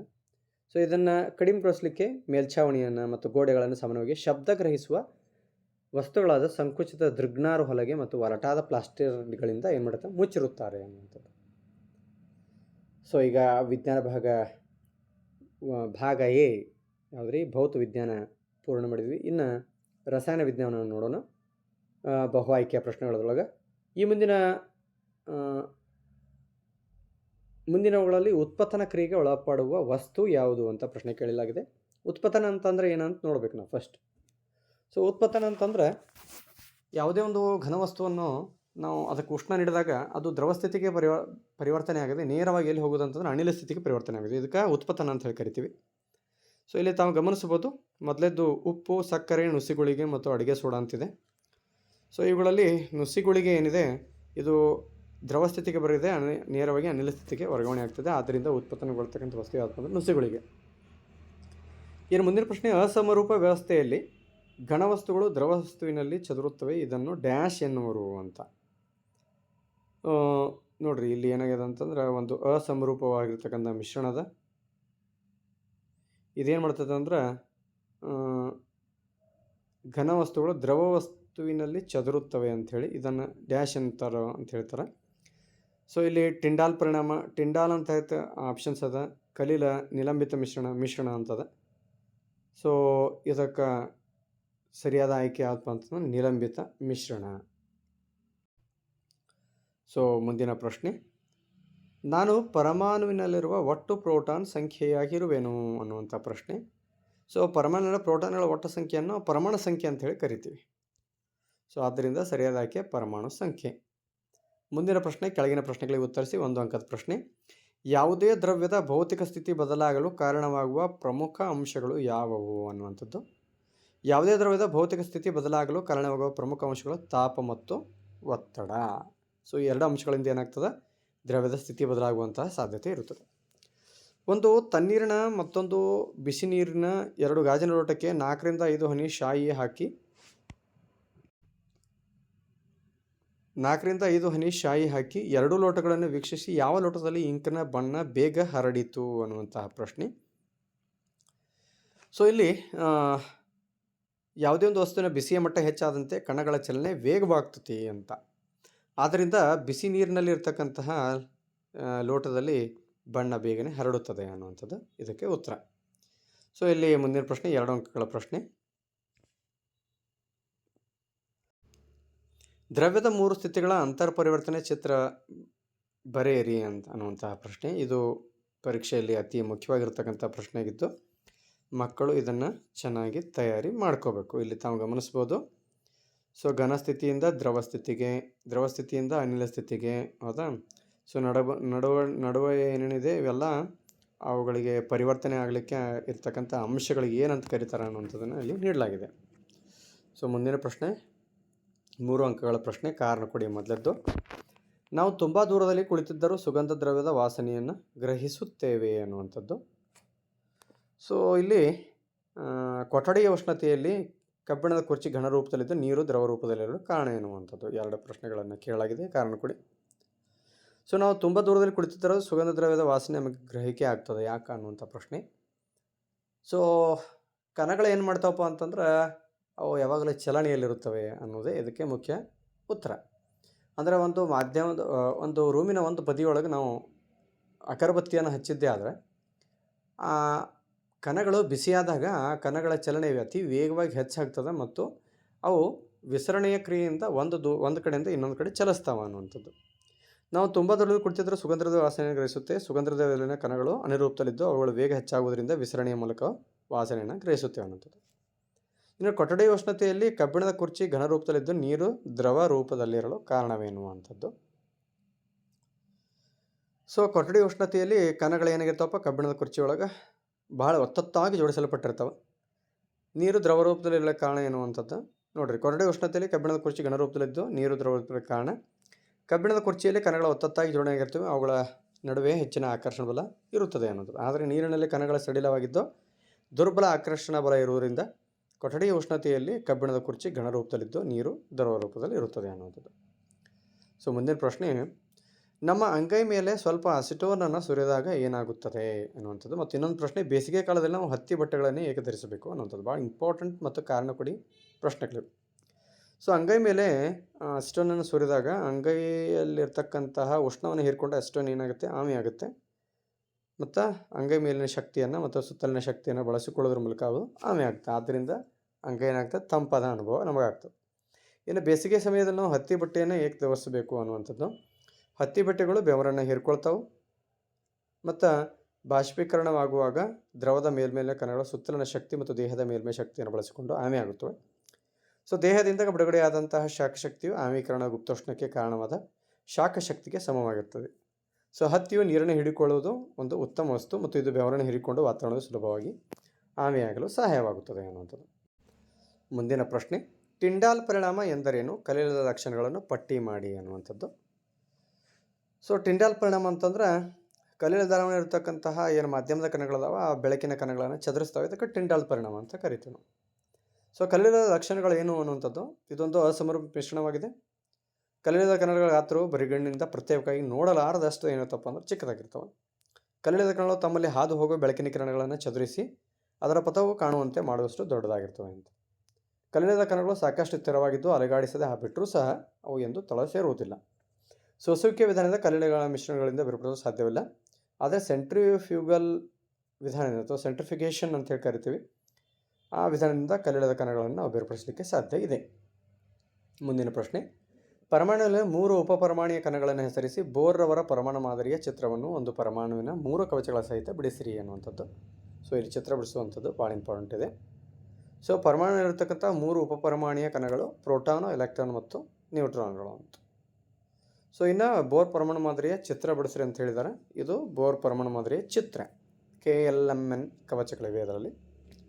ಮುಂದಿನ ಪ್ರಶ್ನೆ, ಕೆಳಗಿನ ಧಾತುಗಳಲ್ಲಿ ನ್ಯೂಟ್ರಾನ್ಗಳ ಸಂಖ್ಯೆಯನ್ನು ಕಂಡುಹಿಡಿಯಿರಿ ಅಥವಾ ಲೆಕ್ಕಾಚಾರ ಮಾಡಿರಿ ಅನ್ನುವಂಥ ಪ್ರಶ್ನೆ ಇದೆ. ಸೊ ಇಲ್ಲಿ ತಾವು ಗಮನಿಸ್ತಾ ಇದ್ದೀರಿ, ರಾಶಿಯ ಸಂಖ್ಯೆ 16 ಇದೆ. ರಾಶಿ ಸಂಖ್ಯೆ 16, ಪರಮಾಣು ಸಂಖ್ಯೆ 8 ಇದೆ. ನ್ಯೂಟ್ರಾನ್ ಸಂಖ್ಯೆ ಕಂಡುಹಿಡಿಯಿಂದ 16 ಒಳಗೆ 8 ಕಳಿಬೇಕು. ಎಷ್ಟು ಉಳಿತಪ್ಪ ಅಂದರೆ 8. ಅದೇ ರೀತಿಯಾಗಿ 23 ಒಳಗೆ 11 ತೆಗಿಬೇಕು, 12 ಉಳಿತು. 12 ಒಳಗೆ 6 ತೆಗೆದ್ರೆ ಎಷ್ಟು ಉಳಿತು ಅಂದ್ರೆ 6 ಉಳಿತು. ಅಂದರೆ ಇವೆಲ್ಲ ಏನಪ್ಪ ಅಂದ್ರೆ ಕಂಡುಹಿಡಿದಿದ್ದೆಲ್ಲ ನ್ಯೂಟ್ರಾನ್ಗಳ ಸಂಖ್ಯೆಗಳು. ಸೊ ನ್ಯೂಟ್ರಾನ್ಗಳ ಸಂಖ್ಯೆಯನ್ನು ಅಥವಾ ಪರಮಾಣು ರಾಶಿ ಸಂಖ್ಯೆಯನ್ನು ಅಥವಾ ಪರಮಾಣು ಸಂಖ್ಯೆಯನ್ನು ಕಂಡುಹಿಡಲಿಕ್ಕೆ ನಮ್ಮ ಕಡೆ ಇರತಕ್ಕಂಥ ಒಂದು ಸೂತ್ರ ಇದೆ. A = P+N ಅನ್ನುವಂಥದ್ದು. P+N. ಸೊ A = P+N ಸೂತ್ರ ಹಚ್ಚಿಬಿಟ್ಟಿವಪ್ಪ ಅಂತಂದ್ರೆ ಇವು ನಮ್ಗೆ ಗೊತ್ತಿತ್ತಂದ್ರೆ ಇವು ಯಾವ್ದು ಬೇಕಾದ್ರೆ ನ್ಯೂಟ್ರಾನ್ ಕೇಳಿದಾಗ ನ್ಯೂಟ್ರಾನ್ ಹೇಳಕ್ಕೆ ಬರ್ತದೆ, ಪರಮಾಣು ಸಂಖ್ಯೆ ಅಥವಾ ಪ್ರೋಟಾನ್ ಸಂಖ್ಯೆ ಕೇಳಿದಾಗ ಅದನ್ನ ಕಂಡುಹಿಡಿಯಕ್ಕೆ ಬರ್ತದೆ. A ಅಂದರೆ ರಾಶಿ ಸಂಖ್ಯೆ ಕೇಳಿದಾಗ ರಾಶಿ ಸಂಖ್ಯೆ ಕಂಡುಹಿಡಿಯಕ್ಕೆ ಬರ್ತದೆ. ಸೊ ಮುಂದಿನ ಪ್ರಶ್ನೆ, 4 ಅಂಕಗಳ ಪ್ರಶ್ನೆ, ಕೆಳಗಿನ ಸೂತ್ರಗಳು ಪ್ರತಿನಿಧಿಸುವ ಸಂಯುಕ್ತಗಳ ಹೆಸರುಗಳನ್ನು ಬರೆಯಿರಿ ಅನ್ನುವಂಥದ್ದು. Al2SO4 thrice, CaCl2, KNO3, CaCO3 ಅನ್ನುವಂಥದ್ದು. ಸಂಯುಕ್ತಗಳ ಹೆಸರುಗಳನ್ನು ಹೇಳ್ರಿ ಅಂತ ಹೇಳಿದ್ದಾರೆ ಅವರು. Al2SO4 ಥ್ರೈಸ್ ಅಲ್ಯೂಮಿನಿಯಂ ಸಲ್ಫೇಟ್ ಅಂತ ಹೇಳಿ ಕರಿತೀವಿ ಇದಕ್ಕೆ. ಇದು ಕ್ಯಾಲ್ಶಿಯಂ ಕ್ಲೋರೈಡ್, ಇದು ಪೊಟ್ಯಾಷಿಯಂ ನೈಟ್ರೇಟು, ಇದು ಕ್ಯಾಲ್ಶಿಯಂ ಕಾರ್ಬೋನೇಟ್. ಹೌದಾ? Aluminium sulphate, calcium chloride, potassium nitrate, calcium carbonate. ಇನ್ನೊಂದು ಪ್ರಶ್ನೆ ಏನಂತಂದರೆ, ಅಣು ಎಂದರೇನು? ಉದಾಹರಣೆ ಕೊಡಿ. ಸೊ ಪರಮಾಣುಗಳ ಗುಂಪಿಗೆ ಏನಂತೀವಿ ನಾವು? ಅಣು ಅಂತ ಹೇಳಿ ಕರಿತೀವಿ. ಅಥವಾ ರಾಸಾಯನಿಕವಾಗಿ ಜೊತೆಗೆ ಸಂಬಂಧಿಸಲ್ಪಟ್ಟ ಅಥವಾ ಆಕರ್ಷಣ ಬಲಗಳಿಂದ ಬಿಗಿಯಲ್ಪಟ್ಟ 2 ಅಥವಾ ಹೆಚ್ಚು ಪರಮಾಣುಗಳ ಗುಂಪನ್ನು ಸಾಮಾನ್ಯವಾಗಿ ಅಣು ಅಂತ ಹೇಳಿ ಕರಿತೀವಿ. ಉದಾಹರಣೆ ಕೊಡ್ರಿ ಅಂತಂದ್ರೆ ನೀರು ಮತ್ತು ಆಕ್ಸಿಜನ್ ಅಂತ ಹೇಳಬಹುದು. ಸೊ ಇನ್ನು ನೆಕ್ಸ್ಟ್, ಡಾಲ್ಟನ್ ಪರಮಾಣು ಸಿದ್ಧಾಂತದ ಮುಖ್ಯ ಆಧಾರಾಂಶಗಳನ್ನು ಪಟ್ಟಿ ಮಾಡಿರಿ ಅನ್ನುವಂಥ ಪ್ರಶ್ನೆ ಇದೆ. ಸೊ ಇಲ್ಲಿ ತಾವು ಗಮನಿಸ್ಬೋದು, ಡಾಲ್ಟನ್ ಪರಮಾಣು ಸಿದ್ಧಾಂತದ ಹೇಳಿಕೆಗಳನ್ನು ನೋಡ್ತಾ ಹೋಗೋಣ. ಎಲ್ಲ ದ್ರವ್ಯವು ಪರಮಾಣುಗಳ ಅಂತಕ್ಕಂಥ ಚಿಕ್ಕ ಕಣಗಳಿಂದ ಮಾಡಲ್ಪಟ್ಟಿವೆ. ಪರಮಾಣುಗಳು ಅಭೇದ್ಯ ಕಣಗಳಾಗಿದ್ದು ರಾಸಾಯನಿಕ ಕ್ರಿಯೆಯಲ್ಲಿ ಇವುಗಳನ್ನು ಸೃಷ್ಟಿಸಲು ಸಾಧ್ಯವಿಲ್ಲ, ನಾಶಪಡಿಸಲು ಸಾಧ್ಯವಿಲ್ಲ. ಒಂದು ನಿರ್ದಿಷ್ಟ ಧಾತುವಿನ ಪರಮಾಣುವಿನ ರಾಶಿ ಮತ್ತು ರಾಸಾಯನಿಕ ಗುಣಗಳಲ್ಲಿ ಒಂದೇ ತೆರನಾಗಿರುತ್ತೆ. ಒಂದು ವಿಭಿನ್ನ ಧಾತುಗಳ ಪರಮಾಣುಗಳು ವಿಭಿನ್ನ ರಾಶಿ ಮತ್ತು ರಾಸಾಯನಿಕಗಳನ್ನು ಹೊಂದಿರುತ್ತವೆ. ಇನ್ನು ಕನಿಷ್ಠ ಪೂರ್ಣ ಸಂಖ್ಯೆಯ ಅನುಪಾತದಲ್ಲಿ ಪರಮಾಣುಗಳ ಸಂಯೋಜನೆ ಹೊಂದಿ ಸಂಯುಕ್ತಗಳನ್ನು ಉಂಟು ಮಾಡುತ್ತವೆ. ಒಂದು ಸಂಯುಕ್ತದಲ್ಲಿನ ಪರಮಾಣುಗಳ ವಿಧಗಳು ಮತ್ತು ಸಾಪೇಕ್ಷ ಸಂಖ್ಯೆಗಳು ಯಾವಾಗಲೂ ಸ್ಥಿರವಾಗಿರುತ್ತವೆ ಅನ್ನುವಂಥದ್ದು. ಇನ್ನು ಅದೇ ರೀತಿಯಾಗಿ ಪರಮಾಣುಯತೆ ಎಂದರೇನು ಅನ್ನೋಂಥದ್ದು ಇನ್ನೊಂದು ಪ್ರಶ್ನೆಯನ್ನು ಕೇಳಲಾಗಿದೆ. ಅದನ್ನು ನೋಡೋಣ. ಒಂದು ಅಣುವಿನಲ್ಲಿರ್ತಕ್ಕಂಥ ಪರಮಾಣುಗಳ ಸಂಖ್ಯೆಯನ್ನು ಪರಮಾಣುಯತೆ ಅಂತ ಕರಿತೀವಿ. ಲೋಹಗಳು ಮತ್ತು ಕಾರ್ಬನ್ನಂತಹ ಧಾತುಗಳು ಸರಳ ರಚನೆಯನ್ನು ಹೊಂದಿಲ್ಲ. ಅತಿ ದೊಡ್ಡ ಸಂಖ್ಯೆಯಲ್ಲಿ ಮತ್ತು ಅನಿರ್ದಿಷ್ಟ ಸಂಖ್ಯೆಯ ಪರಮಾಣುಗಳು ಒಂದರೊಡನೊಂದು ಬಂಧಿಸಲ್ಪಟ್ಟಿವೆ ಅನ್ನುವಂಥದ್ದು. ಇನ್ನು ರಾಸಾಯನಿಕ ಸೂತ್ರವನ್ನು ಬರೆಯುವಾಗ ಅನುಸರಿಸಬೇಕಾದ ನಿಯಮಗಳನ್ನು ಯಾವುವು ಅನ್ನುವಂಥದ್ದು. ಸೊ ರಾಸಾಯನಿಕ ಸೂತ್ರವನ್ನು ಬರೆಯುವಾಗ ವೆಲೆನ್ಸಿಗಳು ಮತ್ತು ಅಯಾನಿಕ್ ಆವೇಶಗಳನ್ನು ಕಡ್ಡಾಯವಾಗಿ ಹೊಂದಾಣಿಕೆ ಮಾಡಬೇಕು. ಇದು ಬಹಳ ಇಂಪಾರ್ಟೆಂಟ್ ಮತ್ತು ಒಂದು ವಿಶೇಷವಾದಂಥ ಪ್ರಶ್ನೆ. ಸಂಯುಕ್ತವು ಲೋಹ ಅಲೋಹಗಳನ್ನು ಹೊಂದಿದ್ದಾಗ ಲೋಹ ಅಥವಾ ಅದರ ಸಂಕೇತಗಳನ್ನು ಮೊದಲು ಬರೀಬೇಕು. ಉದಾಹರಣೆ ಕ್ಯಾಲ್ಶಿಯಂ ಆಕ್ಸೈಡ್, ಸೋಡಿಯಂ ಕ್ಲೋರೈಡ್, ಕಬ್ಬಿಣದ ಸಲ್ಫೈಡ್, ತಾಮ್ರದ ಆಕ್ಸೈಡ್ ಇತ್ಯಾದಿ. ಆಕ್ಸಿಜನ್, ಕ್ಲೋರಿನ್, ಸಲ್ಫರ್ಗಳನ್ನು ಅಲೋಹಗಳನ್ನು ಬಲಭಾಗದಲ್ಲಿ ಬರೆದರೆ ಲೋಹಗಳಾದ ಕ್ಯಾಲ್ಸಿಯಂ, ಸೋಡಿಯಂ, ಕಬ್ಬಿಣ ಮತ್ತು ತಾಮ್ರಗಳನ್ನು ಎಡಭಾಗದಲ್ಲಿ ಬರೀಬೇಕು. ಸಂಯುಕ್ತವು ಬಹುಪರಮಾಣುಯ ಅಯಾನುಗಳಿಂದಾದರೆ ಅಯಾನುಗಳನ್ನು ಕಂಸದೊಳಗೆ ಬರೆದು ಹೊರಗೆ ಅನುಪಾತವನ್ನು ಸೂಚಿಸಬೇಕು ಅನ್ನುವಂಥದ್ದು. ಸಂಯುಕ್ತದಲ್ಲಿ ಬಹುಪರಮಾಣುಯ ಅಯಾನುಗಳ ಸಂಖ್ಯೆ 1 ಆಗಿದ್ದಾಗ ಕಂಸದ ಅಗತ್ಯವಿಲ್ಲ. ಉದಾಹರಣೆಗೆ NaOH. ಸೊ ಇಷ್ಟು ಇದು ಏನಂತಂದ್ರೆ ರಸಾಯನ ವಿಜ್ಞಾನಕ್ಕೆ ಸಂಬಂಧಪಟ್ಟ ಪ್ರಶ್ನೆ ಮತ್ತು ಉತ್ತರಗಳಾದವು. ಇನ್ನು ಜೀವ ವಿಜ್ಞಾನಕ್ಕೆ ಸಂಬಂಧಪಟ್ಟಂತಹ ಪ್ರಶ್ನೆಗಳಿಗೆ ಉತ್ತರ ನೋಡೋಣ. ಬಹು ಆಯ್ಕೆಯ ಪ್ರಶ್ನೆಗಳು. ಮೊದಲದು, ಸಸ್ಯದ ಅಡುಗೆ ಮನೆಯೆಂದು ಯಾವ ಕಣದಾಂಗವನ್ನು ಕರೆಯುತ್ತೇವೆ ಅನ್ನುವಂಥದ್ದು. ಸೊ ಪತ್ರ ಹರಿತನ್ನು ನಾವೇನಂತೀವಿ ಅಂದರೆ ಸಸ್ಯದ ಅಡುಗೆ ಮನೆ ಅಂಥೇಳಿ ಕರಿತೀವಿ.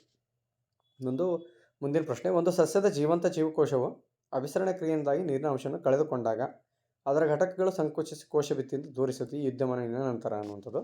ಇದಕ್ಕೆ ಜೀವದ್ರವ್ಯ ಆಕುಂಚನ ಅಂಥೇಳಿ ಕರೀತಾರೆ. ಕೋಶಭಿತ್ತಿಯಿಂದ ಕೋಶಪರೆ ದೂರಕ್ಕೆ ಸರಿಯುವಂಥದ್ದು. ಇನ್ನು ಪತ್ರರಂಧ್ರಗಳು ಮೂತ್ರಪಿಂಡದ ಆಕಾರ 2 ಜೀವಕೋಶಗಳಿಂದ ಆವರ್ತವಾಗಿ. ಇವುಗಳನ್ನು ಏನಂತಾರೋ ಅನ್ನೋಂಥ ಪ್ರಶ್ನೆ. ಇವುಗಳನ್ನು ಕಾವಲು ಜೀವಕೋಶಗಳು ಅಂಥೇಳಿ ಕರೀತಾರೆ. ಏನಂತ ಕಾವಲು ಜೀವಕೋಶಗಳು. ಸೊ ಮುಂದಿನ ಪ್ರಶ್ನೆ, ಕೆಳಗಿನವುಗಳಲ್ಲಿ ಯಾವುದು ಬೃಹತ್ ಪೋಷಕಾಂಶ ಅಲ್ಲ ಅನ್ನುವಂಥದ್ದು. ಅಂದರೆ ಕಿರು ಪೋಷಕಾಂಶ ಯಾವುದು ಅಂತ ಇಂಡೈರೆಕ್ಟಾಗಿ ಕೇಳಿದ್ದಾರೆ ಅವರು. ನೈಟ್ರೋಜನ್ನು, ಫಾಸ್ಫರಸ್ ಮತ್ತು ಕ್ಯಾಲ್ಸಿಯಂ ಏನಿದೆ ಇವು ಬೃಹತ್ ಪೋಷಕಾಂಶಗಳಾಗಿದ್ದು, ಮ್ಯಾಗ್ನೇಷಿಯಂ ಏನಿದೆ ಇದು ಕಿರು ಪೋಷಕಾಂಶ ಆಗಿದೆ. ಕೆಳಗಿನ ಪ್ರಶ್ನೆಗಳು ಉತ್ತರಿಸಿ. 1 ಅಂಕದ ಪ್ರಶ್ನೆ, ಕ್ಸೈಲಮ್ ಅಂಗಾಂಶದ ಕಾರ್ಯವನ್ನು ಬರೀರಿ ಅಂತೈತಿ. ಇದು ನೀರು ಮತ್ತು ಲವಣಗಳನ್ನು ಮೇಲ್ಮುಖವಾಗಿ ಸಾಗಿಸಲಿಕ್ಕೆ ಇದು ಸಹಾಯ ಮಾಡುತ್ತೆ. ಇನ್ನು ದನಗಳ ತಳಿಗಳನ್ನು ಸುಧಾರಿಸಲು ಸಾಮಾನ್ಯವಾಗಿ ಯಾವ ವಿಧಾನವನ್ನು ಬಳಸುತ್ತಾರೆ ಅನ್ನುವಂಥದ್ದು. ದನಗಳ ತಳಿಯನ್ನು ಸುಧಾರಿಸುವ ಸಾಮಾನ್ಯವಾಗಿ ಕ್ರಾಸ್ ಬ್ರೀಡಿಂಗ್ ಅಥವಾ ಮಿಶ್ರ ಸಂಕರಣ ವಿಧಾನವನ್ನು ಬಳಸುತ್ತಾರೆ ಅನ್ನುವಂಥದ್ದು. ಇನ್ನು ಅಡಿಪೋಸ್ ಅಂಗಾಂಶ ಎಲ್ಲಿ ಕಂಡುಬರುತ್ತದೆ ಅನ್ನುವಂಥ ಪ್ರಶ್ನೆ.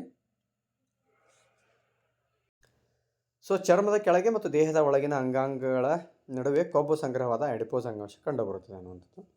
ಇನ್ನು ಆಕ್ಸಾನ್ ಎಂದರೆ ಏನು ಅನ್ನುವಂಥದ್ದು. ಕೋಶ ಕಾಯದಿಂದ ಹೊರಬಡತಕ್ಕಂತಹ ಉದ್ದನೇ ರಚನೆಯನ್ನು ಆಕ್ಸಾನ್ ಅಂತೀವಿ.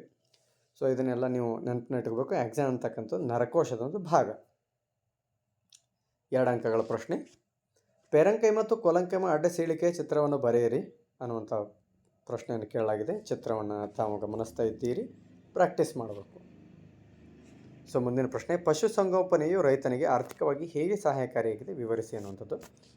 ಸೊ ಪಶುಸಂಗೋಪನೆಯು ರೈತನಿಗೆ ಆರ್ಥಿಕವಾಗಿ ಹೇಗೆ ಸಹಾಯಕಾರಿಯಾಗಿದೆ ಅಂತಂದರೆ, ದನ, ಮೇಕೆ, ಕುರಿ, ಕೋಳಿಗಳ ಸಾಕಾಣಿಕೆ, ಮೀನು ಕೃಷಿಗಳನ್ನು ಒಳಗೊಂಡಿದೆ. ಜನಸಂಖ್ಯೆ ಹೆಚ್ಚಿದಂತೆಲ್ಲ, ಜೀವನ ಮಟ್ಟ ಹೆಚ್ಚಿದಂತೆಲ್ಲ ಹಾಲು, ಮೊಟ್ಟೆ, ಮಾಂಸಕ್ಕೂ ಬೇಡಿಕೆ ಏರುತ್ತಲೇ ಇದೆ. ಇದರಿಂದಾಗಿ ರೈತನಿಗೆ ಆರ್ಥಿಕವಾಗಿ ಸಹಾಯಕಾರಿ ಆಗಲಿ ಅನ್ನುವಂಥ ದೃಷ್ಟಿಯಿಂದ ಪಶುಸಂಗೋಪನೆ ಏನಾಗಿದೆ ಆರ್ಥಿಕವಾಗಿ ಆತನಿಗೆ ಸಹಾಯಕಾರಿಯಾಗಿದೆ. 3 ಅಂಕದ ಪ್ರಶ್ನೆ, ಪ್ರಾಣಿ ಜೀವಕೋಶ ಚಿತ್ರವನ್ನು ಬರೆಯಿರಿ, ಭಾಗಗಳನ್ನು ಗುರುತಿಸಿ. ಅಥವಾ ಸಸ್ಯ ಜೀವಕೋಶದ ಚಿತ್ರವನ್ನು ಬರೆಯಿರಿ, ಭಾಗಗಳನ್ನು ಗುರುತಿಸಿ. 2 ಚಿತ್ರಗಳು ಭಾಳಷ್ಟು ಇಂಪಾರ್ಟೆಂಟ್ ಅದಾವ. 100% ಯಾವುದರ ಒಂದು ಕ್ವಶನ್ ಎಕ್ಸಾಮ್ದಾಗ ಬೀಳ್ತದೆ. ಸೊ ಮುಂದಿನ ಪ್ರಶ್ನೆ, ಸಸ್ಯಗಳಲ್ಲಿ ಎಪಿಡರ್ಮಿಸ್ನ ಪಾತ್ರವೇನು ಅನ್ನುವಂಥದ್ದು. ಅಥವಾ ತೊಗಟೆಯು ರಕ್ಷಣಾತ್ಮಕ ಅಂಗಾಂಶವಾಗಿ ಹೇಗೆ ಕಾರ್ಯನಿರ್ವಹಿಸುತ್ತದೆ ಅನ್ನುವಂಥದ್ದು. ಎಪಿಡರ್ಮಿಸ್ ಅಂತಂದರೆ, ಎಪಿ ಅಂತಂದರೆ ಹೊರಗಡೆ, ಡರ್ಮ ಅಂತಂದ್ರೆ ಸ್ಕಿನ್, ಚರ್ಮ ಅಂತ. ಸೊ ಉತ್ತರವನ್ನು ನೋಡೋಣ. ಸಸ್ಯದ ಅತ್ಯಂತ ಹೊರಪದರದ ಜೀವಕೋಶವನ್ನು ಎಪಿಡರ್ಮಿಸ್ ಅಂತ ಕರಿತೀವಿ. ಎಪಿಡರ್ಮಿಸ್ ಸಾಮಾನ್ಯವಾಗಿ ಒಂದೇ ಪದರದ ಜೀವಕೋಶಗಳಿಂದ ಮಾಡಲ್ಪಟ್ಟಿದೆ. ಒಂದು ಸಸ್ಯದ ಸಂಪೂರ್ಣ ಹೊರಮೈ ಎಪಿಡರ್ಮಿಸ್ ಎಂಬ ಈ ಹೊದಿಕೆಯನ್ನು ಹೊಂದಿದೆ. ಇದು ಸಸ್ಯದ ಎಲ್ಲ ಭಾಗಗಳನ್ನು ರಕ್ಷಿಸುತ್ತದೆ. ಸಸ್ಯದ ಹೊರಭಾಗದಲ್ಲಿ ಕಂಡುಬರುವ ಎಪಿಡರ್ಮಲ್ ಜೀವಕೋಶಗಳು ನೀರನ್ನು ಪ್ರತಿರೋಧಿಸುವ ಮೇಣದಂತಹ ಪದಾರ್ಥವನ್ನು ತಮ್ಮ ಹೊರ ಪದರದಲ್ಲಿ ಸ್ರವಿಸುತ್ತವೆ. ಇದು ನೀರಿನ ನಷ್ಟದ ವಿರುದ್ಧ ಯಾಂತ್ರಿಕ ಆಘಾತಗಳಿಂದ ಮತ್ತು ಪರೋಪಜೀವಿ ಶಿಲೀಂಧ್ರಗಳ ಆಕ್ರಮಣದಿಂದ ರಕ್ಷಣೆಯನ್ನು ಒದಗಿಸುತ್ತದೆ.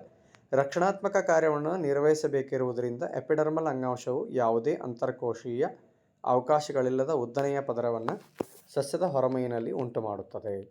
ನೀರನ್ನು ಹೀರಿಕೊಳ್ಳುವ ಕಾರ್ಯವೇ ಪ್ರಧಾನವಾಗಿರುವ ಬೇರಿನ ಎಪಿಡರ್ಮಲ್ ಜೀವಕೋಶಗಳು ಸಾಮಾನ್ಯವಾಗಿ ಉದ್ದನೆಯ ಕೂದಲಿನಂತಹ ರಚನೆಗಳನ್ನು ಹೊಂದಿರುತ್ತವೆ. ಇವು ನೀರನ್ನು ಹೀರುವ ಮೇಲ್ಮೈ ಪ್ರದೇಶವನ್ನು ಬಹಳಷ್ಟು ಹೆಚ್ಚಿಸುತ್ತವೆ. ಕೆಲವು ಮರುಭೂಮಿ ಸಸ್ಯಗಳಲ್ಲಿ ಎಪಿಡರ್ಮಿಸ್ನ ಹೊರಪದರವು ಕ್ಯುಟಿನ್ನಿಂದ ದಪ್ಪ ಮೇಣದಂಥ ಪದರವನ್ನು ಹೊಂದಿದೆ ಅನ್ನುವಂಥದ್ದು. ಸೊ ದೀರ್ಘವಾದ ಉತ್ತರದ ನಂತರ ಮುಂದಿನ ಪ್ರಶ್ನೆ, ತೊಗಟೆಯು ರಕ್ಷಣಾತ್ಮಕ ಅಂಗಾಂಶವಾಗಿ ಹೇಗೆ ಕಾರ್ಯನಿರ್ವಹಿಸುತ್ತದೆ ಅನ್ನುವಂಥದ್ದು. ಸಸ್ಯಗಳು ಬೆಳೆದು ಪ್ರೌಢವಾಗುತ್ತಿದ್ದಂತೆ ಹೊರಗಿನ ರಕ್ಷಣಾತ್ಮಕ ಅಂಗಾಂಶವು ಕೆಲವು ಬದಲಾವಣೆಗಳಿಗೆ ಒಳಪಡುತ್ತದೆ. ದ್ವಿತೀಯಕ ವರ್ಧನ ಅಂಗಾಂಶದ ಒಂದು ಪಟ್ಟಿಯು ಕಾಂಡದ ಎಪಿಡರ್ಮಿಸ್ ಅಂಗಾಂಶವನ್ನು ಬದಲಿಸುತ್ತದೆ. ಸಸ್ಯದ ಹೊರಭಾಗದ ಜೀವಕೋಶಗಳು ಈ ಪದರದಿಂದ ಉಂಟಾಗುತ್ತವೆ. ಇದು ಹಲವಾರು ಪದರಗಳುಳ್ಳ ದಪ್ಪವಾದ ಮರದ ತೊಗಟೆಯನ್ನು ಉಂಟುಮಾಡುತ್ತದೆ. ತೊಗಟೆಯ ಜೀವಕೋಶಗಳು ನಿರ್ಜೀವಿಯಾಗಿದ್ದು ಯಾವುದೇ ಅಂತರಕೋಶೀಯ ಅವಕಾಶಗಳಿಲ್ಲವಾದಂತೆ ಒತ್ತಾಗಿ ಜೋಡಣೆಗೊಂಡಿರುತ್ತವೆ. ತೊಗಟೆಯ ಪದರಗಳಲ್ಲಿ ಸೊಬೆರಿನ್ ಎಂಬ ರಾಸಾಯನಿಕ ಕೂಡ ಇದ್ದು ಇದು ಕಾಂಡದೊಳಗೆ ಗಾಳಿ ಮತ್ತು ನೀರು ಪ್ರವೇಶಿಸದಂತೆ ತಡೆಯುತ್ತದೆ. ಸೊ ಮುಂದಿನ ಪ್ರಶ್ನೆ, ಪಟ್ಟಿಸಹಿತ ಸ್ನಾಯು, ಪಟ್ಟಿರಹಿತ ಸ್ನಾಯು ಅಥವಾ ಮೃದು ಸ್ನಾಯುಗಳ ನಡುವಿನ ವ್ಯತ್ಯಾಸವನ್ನು ಬರೆಯಿರಿ ಅನ್ನುವಂಥದ್ದು. ಪಟ್ಟಿಸಹಿತ ಸ್ನಾಯು ಅಂತಂದ್ರೆ ಇದು ಐಚ್ಛಿಕ ಸ್ನಾಯುಗಳಾಗಿವೆ. ಉದಾಹರಣೆ ಕೈ ಕಾಲು ಸ್ನಾಯುಗಳು.